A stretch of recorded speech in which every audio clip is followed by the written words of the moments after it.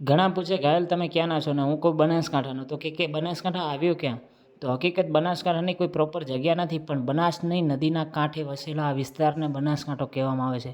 આમ અમારું વડું મથક છે પાલનપુર. તો સવારે વહેલા જાગીને બેસી ગયા બસમાં અને ટોલ ટેક્સ ભીલડી સુધી પણ પહોંચી ગયા. તો આમ તો બનાસકાંઠો હરિયાળો પ્રદેશ છે, સાથે સાથે રણ પણ લાગે છે, રાજસ્થાન બોર્ડર પણ લાગે છે અને સાથે સાથે પાકિસ્તાન બોર્ડર પણ લાગે છે.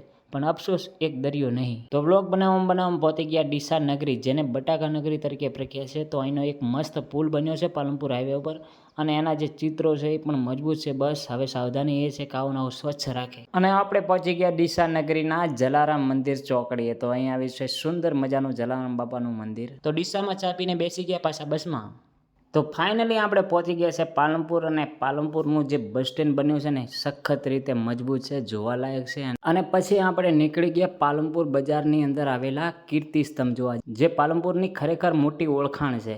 તો શું એનો ઇતિહાસ છે એ તો મને ખબર નથી, પણ જોઈ લઈએ પછી ક્યારેક ઇતિહાસ પણ કહીશ. તો ફાઇનલી કામ પતાવીને અમે પી લીધો પેલો કેરીનો રસ, અને આ છે આપણા બનાસકાંઠાની સાચી ઓળખાણ, જેનું નામ પડ્યું છે અમારી બનાસ નદી. અને આ બનાસ નદી તમે જોઈ શકો છો, આના ઉપરથી અમારું બનાસકાંઠા બન્યું છે.